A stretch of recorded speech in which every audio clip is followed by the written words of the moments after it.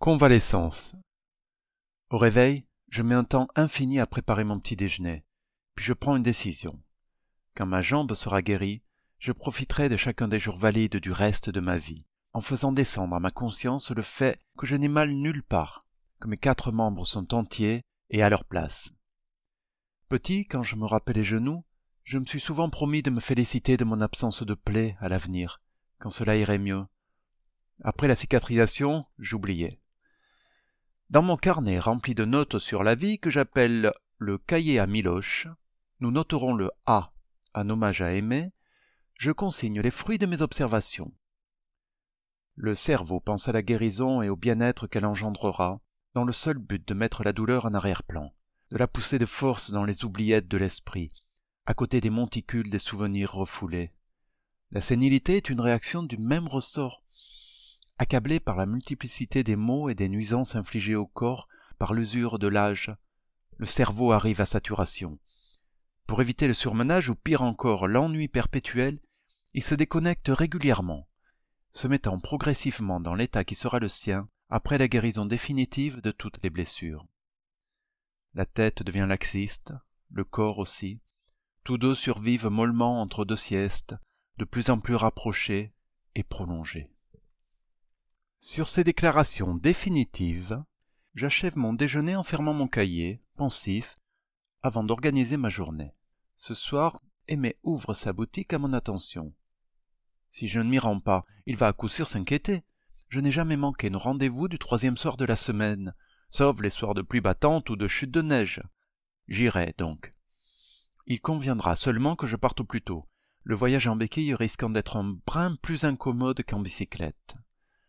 En attendant mon périple de cette nuit, faisons les choses dans l'ordre. Je dois en priorité aller remercier Madame Berger, grâce à qui j'ai pu être ressoudé. Je vais lui préparer un petit paquet cadeau de produits du terroir de Miloche.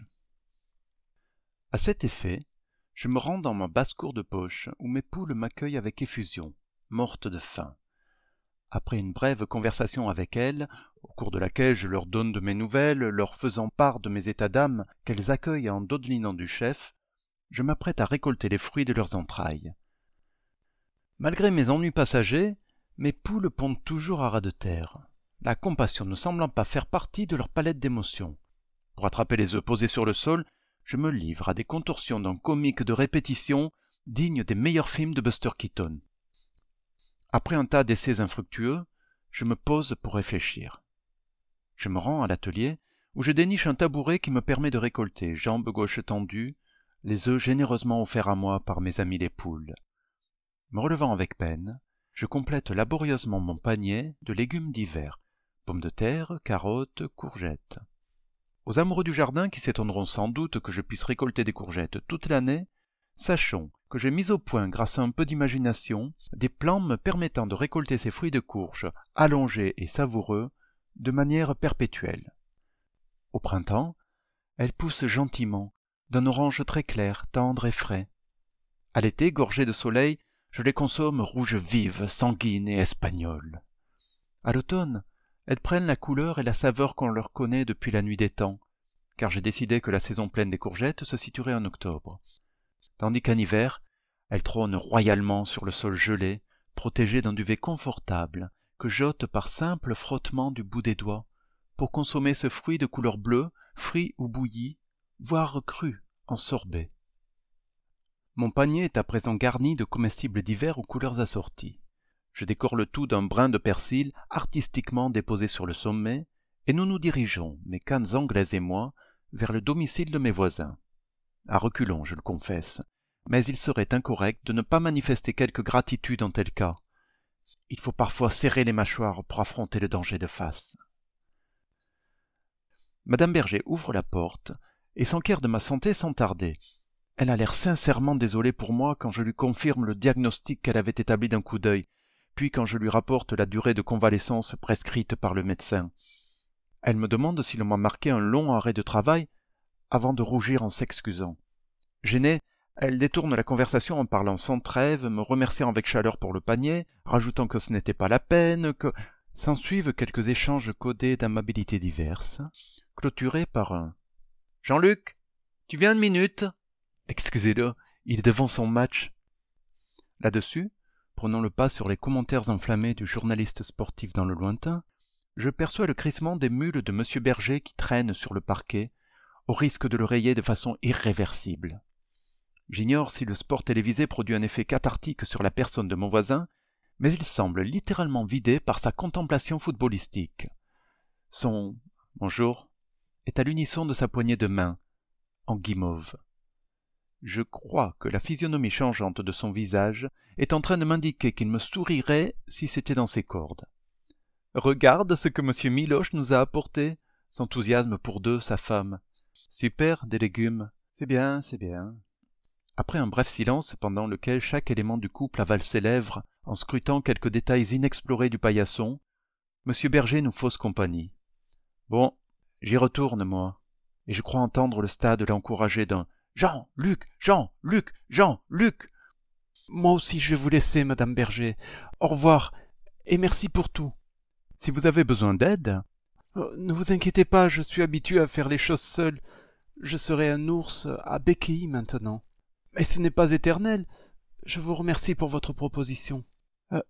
Attendez. Dans le même fracas de pas et d'objets qu'il y a quelques jours, Madame Berger revient avec le fauteuil de son pauvre papa. Tenez, je vous le prête.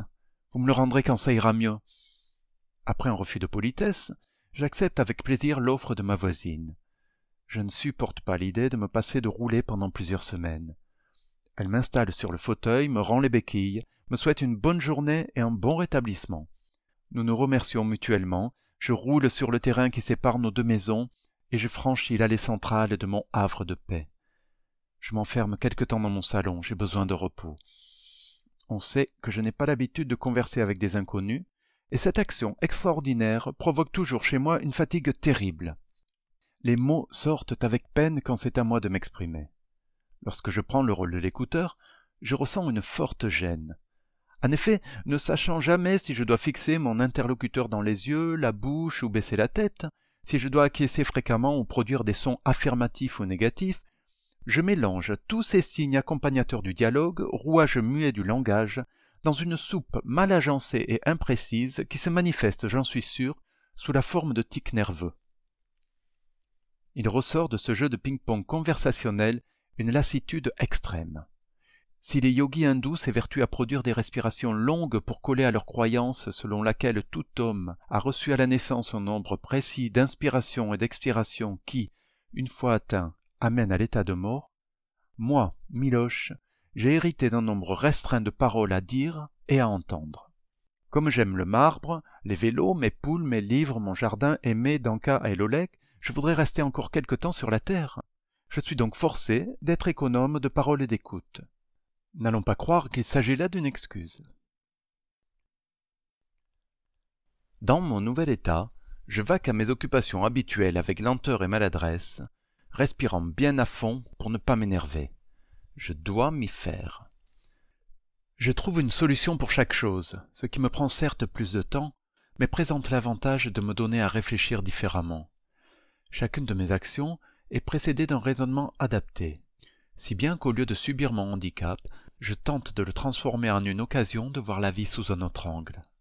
J'aime essayer de renverser des choses, pour profiter à fond des instants de vie qui me sont accordés.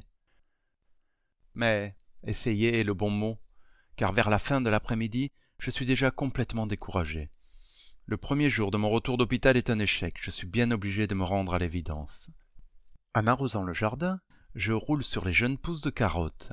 Les céleris se prennent dans mes rayons, je m'embourbe dans la terre bien grasse, je parviens difficilement à rouler dans le poulailler. Nettoyer la fiente de mes poules est un calvaire. Et je sens bien qu'elles ne comprennent pas pourquoi leur couche est aussi sale que cela. La lecture, en revanche, n'est pas un problème. J'y prends d'ailleurs un plaisir infini, car à l'inverse de mon corps qui se fatigue vite, ma tête en ébullition a besoin de matière à se mettre sous les synapses. Je me trouve fort embarrassé pour tailler mes marbres. L'un d'entre eux trône sur mon établi, il est d'une couleur jaune-orange veinée de gris. Je le mouille afin d'en apprécier la couleur, et je le vois déjà poli en songe. Il est en train de me narguer, confortablement posé sur la planche solide. Un ray de lumière filtre à travers le carreau poussiéreux pour venir caresser ses formes. Il anoblit les rondeurs naturelles, accusent d'ombres dures les angles, dévoilent à l'œil de petits amas de terre remplissant certaines anfractuosités, à l'intérieur desquels de minuscules végétaux ont séché, privés de leur arrosage céleste. J'observe ce miracle minéral en louchant, la tête à hauteur du marbre. Je le caresse à mon tour, et les cales de mes paumes font ronronner le bloc qui, de bonne heure, dégage un peu de poussière d'étoiles. Je la regarde s'élever dans le soleil. J'observe. Je pense à la forme qui va en sortir, au surplus que je dois ôter, et c'est bien là la seule chose que je puisse faire. Je suis le rejeton de Camille Claudel et de Tantale. Mon établi est bien trop haut pour que je puisse travailler assis dans mon fauteuil. Debout, pas la peine d'y songer, mes mains sont déjà occupées à tenir les béquilles. Je dois concevoir un siège adapté, en hauteur, bâtir un établi plus bas, ou imaginer un système astucieux de contrepoids me maintenant en l'air comme insensible à la gravité. De la gravité, mon visage n'en manque pas. À n'en pas douter, je ressemble à une de ces figures tourmentées des peintures de la période romantique. Je pourrais illustrer la couverture d'un manuel de littérature du XIXe siècle. D'ailleurs, je me sens presque tuberculeux. Je pourrais même pousser jusqu'à me laisser mourir de désespoir si c'était la mode. Simple citoyen de mon siècle, je ne me laisse aller qu'à un peu de tristesse désespérée, et je commence à griffonner sur un bout de planche les plans de l'aménagement futur de mon atelier. Léonard des pauvres, j'invente un tas de machines, non pour m'élever dans les airs ni pour sauter d'un engin volant, encore moins pour explorer les profondeurs de l'océan, mais bien pour rester dans mon environnement habituel et être en mesure de continuer à y vivre ma vie réglée et rassurante. Pas de rêve de grandeur, non, plutôt des projets à ma mesure, aux dimensions de mon absence d'ambition, vivre les quelques semaines à venir pareillement aux précédentes. Un modeste dessin dans lequel on pourrait reconnaître les symptômes d'une béatitude, d'un amour de ma propre vie et de mon immuable routine. La réalité est moins simple. Je me suis lentement enfermé dans une vie grouillante d'habitude. Les ornières sont bien tassées, carrossables sans encombre, et le moindre pas de côté me projette dans une boue que je n'ai pas la force de dompter. De l'extérieur, il peut sembler que j'ai pris toutes les précautions pour jouir d'une liberté totale. Même ici, pourtant, loin des hommes et des conventions, je me suis érigé des garde-fous. Je laisse en plan mes croquis pour sortir le cahier à Miloche de son tiroir. Et je note, à la lueur de ma petite lampe. L'homme libre, c'est l'aventurier parcourant la planète sac au dos, sans bien matériel, sans famille, ni amis, ni animal de compagnie.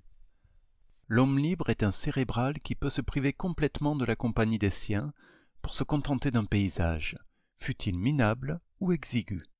C'est un être qui a le pouvoir de se nourrir exclusivement d'images intérieures, de sons, de sensations et de rien d'autre. L'homme libre n'a ni estomac, ni d'autres organes que ceux lui servant à voir, parler, entendre, ressentir, mais il peut finalement aussi bien être sourd, aveugle ou insensible, ou tout à la fois. L'homme libre est une illusion, une conception mentale comme Dieu, et comme lui, il est bon qu'on y croie, au moins pour se donner dans la vie le but de se rendre le plus digne à ses yeux. Je tends vers l'homme libre, du moins le croyais jusqu'à aujourd'hui. Car, à coucher mes émotions sur le papier, je réalise que mes marbres, mes poules, ma maison, mes vélos, ma vie réglée en un mot, tout ce que je chéris, ne font de moi qu'un homme minuscule et amputé de l'adjectif suprême.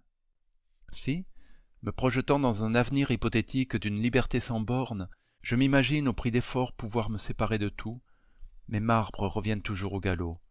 Pourquoi? Oh, je le sais, je ne peux pas me faire à l'idée de n'être qu'une fourmi de passage. Je veux bien me faire discret. Mais bon sang, qu'on se souvienne de moi après ma mort. Mes minéraux, pourtant, redeviendront poussière, je le sais. Je suis conscient qu'ils ne me survivront que quelques années. Si je continue à les dorloter dans le vain espoir de me rendre immortel, c'est simplement pour ne pas m'en aller sans avoir la conscience tranquille, et pour meubler un peu ma longue vie. Je ne suis pas bien vieux, et souvent, cependant, je trouve l'existence d'une longueur interminable. Je sais que la maladie peut me cueillir demain, et je me force à y penser pour que, par opposition, la vie me paraisse brève. Dans mes lectures, j'ai noté que la plupart des rescapés des grandes maladies reprennent un goût exquis à la vie. Je tente donc parfois de me projeter dans la peau d'un ancien grand malade qui a posé l'orteil sur la barque de Caron et qui a dit « Ah, et puis non. Celui qui a vu la mort de si près qui sourit. Maintenant, je n'ai plus rien à perdre. Mais ce n'est que de la théorie. Je ne suis rescapé de rien d'autre que des années précédentes, et pas fichu de me faire croire le contraire. Un peu découragé, voûté sur mon fauteuil à roulettes, le crayon à la main et les yeux dans le vide, je regarde mon atelier baigné de nuit. Pas faim, pas soif. Je songe en souriant que je fais un grand pas sur le chemin de la liberté. Mon sourire se fige lorsque je reviens à la réalité. À cette heure, Aimé doit être en train de s'habiller pour aller ouvrir son magasin et l'épicerie de Miloche, exprès pour moi. Je dois me préparer en vitesse, cueillir quelques jolis légumes et filer. N'ayant comme moyen de locomotion que mes béquilles et mon fauteuil roulant, je vais mettre un temps infini à parcourir le chemin. Aimé va s'inquiéter à coup sûr. Peut-être va-t-il se dire « Où est Miloche ? Il m'a abandonné, ça y est, il ne me respecte plus. Ou va-t-il croire que je suis mort ? Pire, que j'ai changé de magasin ?» Ayant égaré ma lampe torche dans les profondeurs du conteneur du lieu étrange, je me rends à tâtons dans le jardin, éclairé par la lueur rectangulaire filtrant par la porte ouverte de ma maison. Le quartier pâle de lune ne m'aide pas des masses. Énervé par mon retard impardonnable qui va s'accroissant, je déboule au milieu du potager, roulant avec humeur sur des objets non identifiés, m'embourbant, muscles et mâchoires tendues, à la recherche de quelques légumes que je trouve en palpant le sol. Mon panier se remplit peu à peu, et je sors à grand-peine de mes sillons qu'il ne me tarde pas de contempler au grand jour. Par chance, il me reste une douzaine d'œufs. Je ne me voyais pas surgir en roue libre dans le poulailler, écrasant par mégarde la tête de Barbara, tandis que Florinda se serait coincé le cou dans mes rayons. Je complète donc mon panier à l'intérieur de la maison, en dessinant des traces de roues boueuses partout dans l'entrée. J'allume une grosse bougie, je la place dans une cage en verre et, le phare de fiacre coincé dans le panier, je me couvre. Je me mets en route.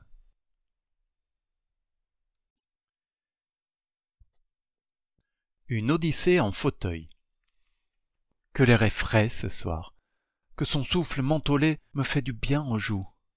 Je sors rapidement de mon hameau, retrouvant peu à peu mon calme tandis que je m'enfonce dans la nature. Je roule et j'en profite. À chaque expiration, je pousse les roues de mon fauteuil avec puissance. L'inspiration me permet de reprendre des forces, de recharger d'oxygène mes poumons et mes muscles. J'allonge mes respirations. Mon esprit se discipline au rythme du soufflet régulier de ma cage thoracique. Que cette soirée d'automne est agréable. Elle m'annonce qu'il faudra se méfier des morsures de la saison suivante, en me mordillant tendrement les oreilles, les joues, le nez. Conservant mon allure régulière, j'accueille les pensées positives que me murmure la végétation. Mais mon sourire est bientôt écrasé sous la montagne de points d'interrogation qui surgissent et viennent ombrager mon front. Il y a en effet plusieurs années que je n'ai pas songé à demander à Aimé si l'ouverture hebdomadaire nocturne de son magasin ne constituait pas une entrave trop importante pour lui. Annule-t-il des dîners pour moi? Peut-être a-t-il le désir de rester dans sa maison, de goûter la tranquillité du foyer. De quel droit, moi, petit Miloche, lui imposais-je de ressortir de chez lui après le dîner, de relever son rideau de fer, de se réinstaller derrière son comptoir, uniquement pour mon petit plaisir? Pour satisfaire mon désir puéril de continuer à vivre en évitant toute confrontation à la brutalité diurne de la société des hommes? Lui manifestais-je suffisamment ma reconnaissance?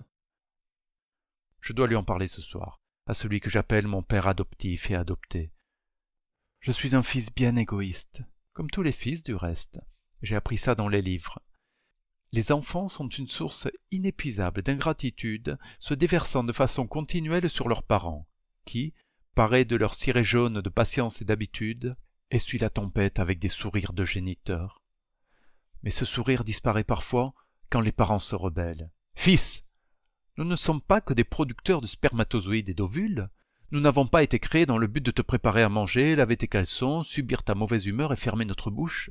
Nous aussi avons été des bébés, puis des adolescents pour qui le reste du monde n'était que satellite en orbite autour de notre divine présence, puis de jeunes adultes conscients de leur charme, de leur fraîcheur et de leur supériorité. Et à ce moment-là, nos parents auraient mieux fait de pointer leur index sage et arthritique sur nos fronts lisses, en nous intimant de nous méfier plus tard de notre propre progéniture. Mais si les parents peuvent se révolter, ils ne peuvent quand même pas abandonner leurs enfants. Je sais que ça existe, bien sûr, mais plus dans ce monde. Tandis qu'un père adoptif peut dire du jour au lendemain « Désolé mon petit, j'ai changé d'avis, je te désadopte. J'ai pris un nouveau fils, plus conforme à mes désirs. Voilà, ciao. » Non, Aimé, ne fais pas ça. Tu ne crois pas que le dialogue, c'est mieux? N'en arrive pas à ces extrémités. J'ai exagéré, c'est vrai, je m'en rends compte à présent. Je vais tout faire pour rattraper mes erreurs, pour te rendre l'appareil. Mon souffle se fait plus court, et je me range sur le côté pour calmer ma respiration. Je suis vidé. Ma petite promenade post-opératoire se révèle être une épreuve de force, rendue plus pénible encore par ma fatigue de convalescent. Mon paysage psychique s'assombrit lui aussi. Je ne vois que du noir, et aucun moyen de trouver la sortie. La nuit sans lune ajoute au tableau sa touche épaisse de mélancolie.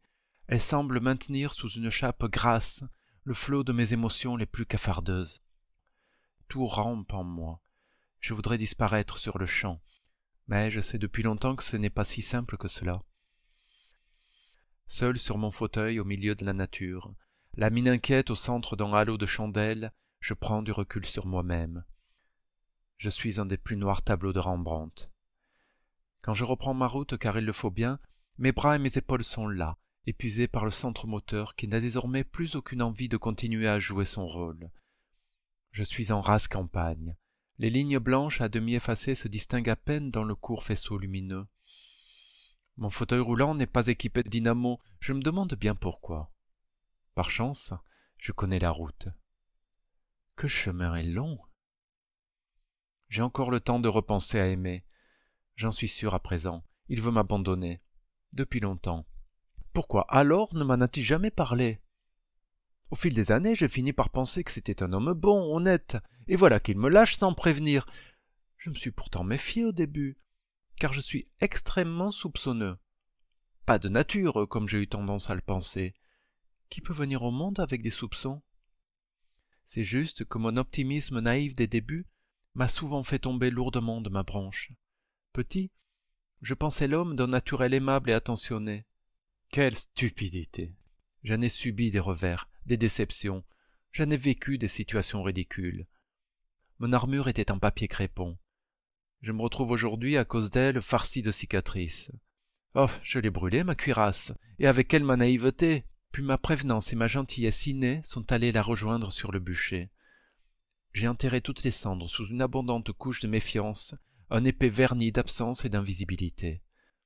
Ma nouvelle armure est en métal plus dur que les aciers des chars russes. Essayez, vous verrez. Pour moi, à présent, chaque homme est un être abject, menteur, cupide, pervers, sournois, voleur, violeur, violent, lâche, faux, idiot. Ainsi, les rares fois où je croise un de mes contemporains, je connais son caractère.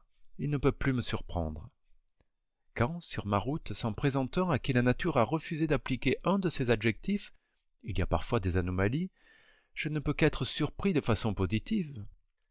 Je regarde alors mon interlocuteur avec circonspection, je traque la faille, le faux-semblant. Je ne me dépare de ma méfiance que beaucoup, beaucoup plus tard, s'il y a vraiment lieu. Ce jeu, qui n'en est pas un, m'épuise. M'épuisait, devrais-je dire, car j'ai peu à peu contourné le problème, pour ne plus croiser aujourd'hui que le minimum vital d'échantillons de la société des hommes. Mes marbres ne me déçoivent pas. Quand ils sont fêlés, je leur tape légèrement dessus. Ils me préviennent de leur voix mate. Mes poules sont égales à elles-mêmes, et Gérardo le coq a un caractère de coq. Ni plus, ni moins. Quand un roman m'ennuie ou m'insupporte, je le ferme à jamais. Il continue à parler à ceux qui ont envie de l'entendre. C'est cela la littérature. Mes légumes sont d'un caractère affable. Un peu soupolés peut-être. Si je dose mal leur arrosage, ils se chargent d'un goût acide ou aqueux. Quant à mes bicyclettes, elles se rebellent quand je ne suis pas attentif à leur santé et que je passe plusieurs semaines sans graisser leurs chaînes, gonfler leurs roues, resserrer leurs freins, régler leurs dérailleurs. Malheureusement, tout est là pour vous dire de cesser d'être heureux, seul. Votre estomac, vos voisins, vos maladies, votre culpabilité. Je ne peux pas mettre le petit doigt ni l'oreille dehors sans entendre que l'homme est un animal social, qui doit s'entourer d'un tas d'amis, vivre parmi ses congénères, faire plusieurs enfants dans un souci de surpopulation à caractère économique, partir en vacances en groupe, travailler en équipe, pratiquer un sport collectif. Forcément, à côté de ces injonctions, je me sens défectueux, raté, anormal. Anormal, je le suis. Au sens littéral, car différent de la masse, qui, elle, me considère comme un déséquilibré. On fait ce qu'on veut des mots. Mon équilibre est parfait, en danger puisque menacé de toutes parts, mais d'une stabilité remarquable, sauf en cas de crise. À vrai dire, j'ai la nette impression d'être le plus rationnel des hommes. Je hais tous les métiers, comme dit le poète. Je me suffis à moi-même.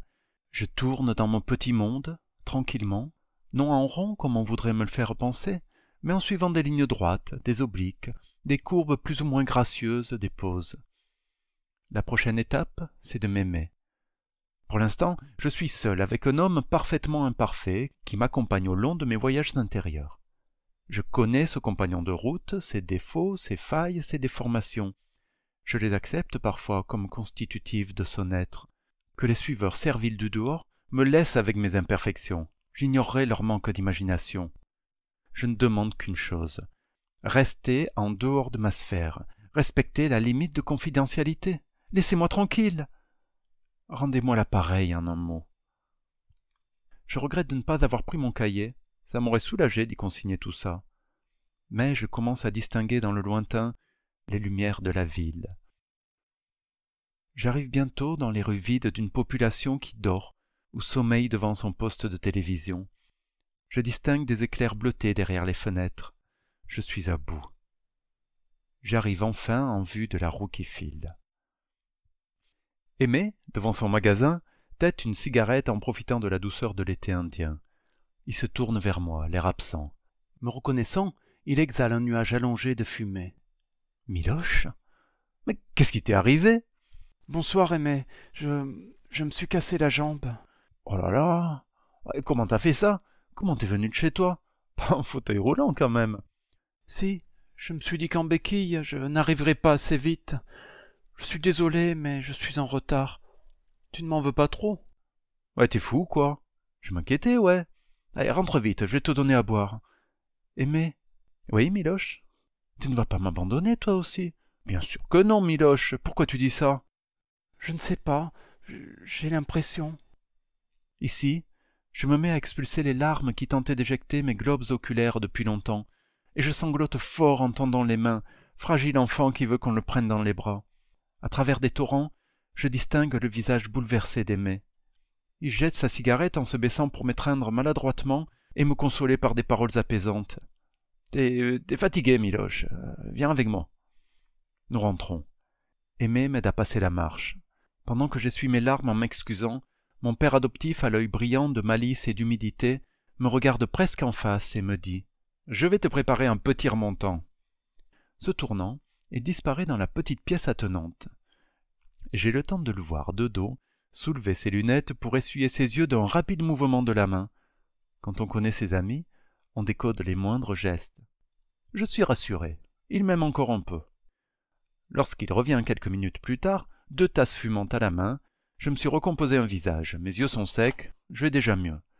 Je déteste montrer mes faiblesses. Mais après tout, je ne suis qu'un homme. Tiens, Miloche, fais attention, c'est chaud. Thé vert à la menthe, arrosé d'un doigt de rhum. Disons 2 doigts. Gingembre et miel. Tu vas voir, ça ressusciterait un mort. À la tienne, collègue, nous trinquons. Si tu me racontais un peu ta semaine, Miloche, j'ai comme l'impression d'avoir raté un épisode. Je lui rapporte l'histoire par le menu. Je peux tout dire à Aimé. Je vois dans ses yeux qu'il a mal pour moi quand j'en suis à l'épisode du retour en vélo, avec mon pied qui part dans tous les sens. Il s'étonne d'une fracture de ce type, car c'est costaud en fémur. Mais il convient avec moi qu'un sommier en fer, ce n'est pas mince non plus. En plus, c'est même pas confortable, rajoute-t-il, indigné. Et nous dévions quelque temps sur le thème passionnant de la literie. Lattes, bambou, ressort en sachet, durée de vie du matelas. Aimé n'en finit pas de s'étonner.